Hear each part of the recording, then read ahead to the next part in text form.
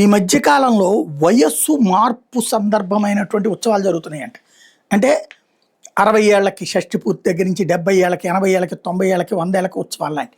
ఏంటంటే తల్లిదండ్రుల సంపాదనలతో, తల్లిదండ్రుల ప్రోత్సాహంతో ఉన్నత స్థితికెళ్ళినటువంటోళ్ళు ప్రతి నెల 3 నెలలకో, 4 నెలలకోసారి తల్లిదండ్రులు కలిసే ఓపిక లేదు.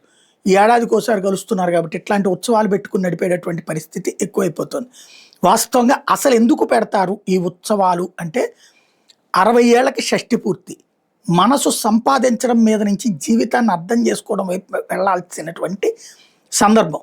60 ఏళ్ల వయసులో శరీరంలో కాదు కానీ మన ప్రాధాన్యతలో ఒక మార్పు వస్తుంది. ఇంకా ఎంత సంపాదించాలనే ప్రశ్న మెల్లగా మాయమై ఆ స్థానంలో ఇప్పుడు నిజంగా ఏది ముఖ్యం అనే ఆలోచన వచ్చేటటువంటి సందర్భం.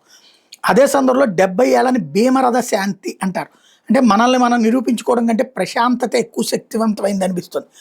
40లు 50లో ఉన్నప్పుడు ప్రపంచానికి మనం ఏంటో నిరూపించుకోవాలన్న తాపత్రయం 70 ఏళ్ళకి వచ్చేటప్పటికి ప్రశాంతమైనటువంటి మార్పు కోరే సందర్భం. 80 వచ్చేటప్పటికి శతాభిషేకం అంటారు. 80 ఏళ్ల వయసులో జనాలు కేవలం సలహాల కోసం మన దగ్గరికి రారు, వాళ్ళు ఇంకా లోతైన భరోసా కోసం వస్తారు. జీవితాన్ని సంతోషంగా బతకచ్చు, అర్థం చేసుకోవచ్చు, సార్థకం చేసుకోవచ్చు అనే భరోసా కోసం. అందుకే 80 సంవత్సరాన్ని చాలా పవిత్రంగా భావిస్తుంటారు.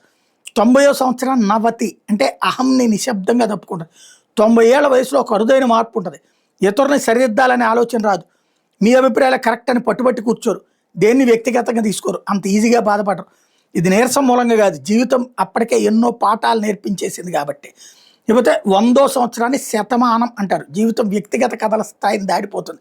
100 ఏళ్ళకి చేరుకోవడం అంటే కేవలం 100 సంవత్సరాలు లెక్క పెట్టడం కాదు, జీవితం గురించి ఒక స్పష్టమైన చిత్రం వచ్చినటువంటిది.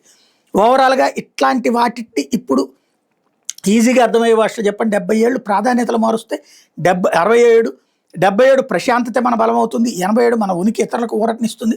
97 అహం నిశ్శబ్దంగా కరిగిపోతుంది. 107 అనేది జీవితం పరిపూర్ణతకి చేరుకునేటటువంటి సందర్భం.